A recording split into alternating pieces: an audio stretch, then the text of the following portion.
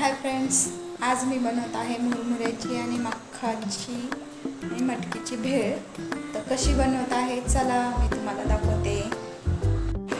तर हे बघा, हे आहे मक्काचे कणस आणि ते मी शिजून घेते आहे। तर लगभग इथे ते शिजून झालेले आहे। तर आपण आता शरीर बंद करू।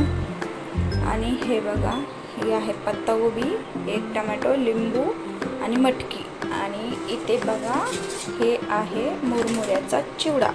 तर ह्याची आपण भेळ बनवणार आहोत। तर कशी भेळ बनवणार आहोत मी तुम्हाला दाखवते। तर बघा, मी हे कट करून घेत आहे आणि आपल्याला इथे हे असं बारीक कट करायचं आहे।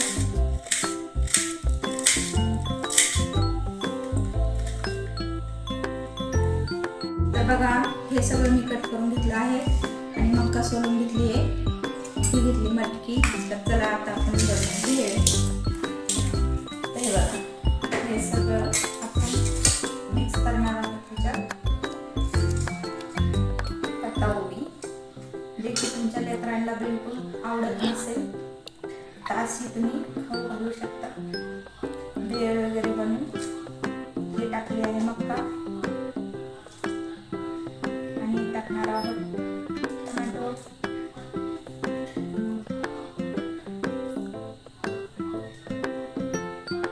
आता टाकणार आहे मटकी। तर मटकी पण कोणी कच्ची खात नाहीत लेकरं, तर अशी आपण भेळमध्ये किंवा काही अशी वस्तू बनवल्या तर त्याच्यात टाकू शकता। आता टाकणार आहोत मिरची,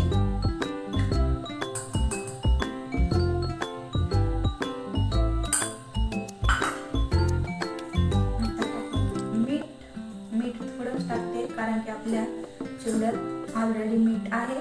बघा, आता आपण असं चांगलं मिक्स करून घेऊ।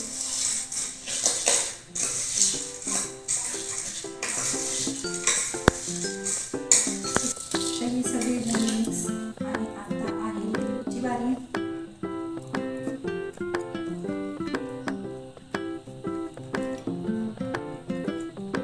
तर इथं टाकलं आहे मी एक लिंबू,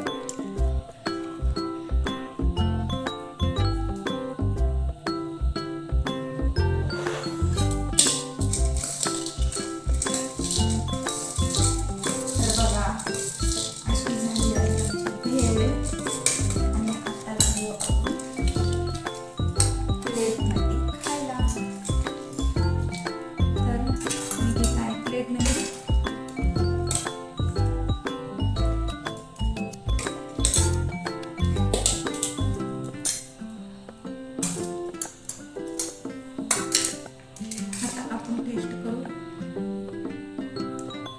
हाय फ्रेंड्स, बघा या भेळ खायला।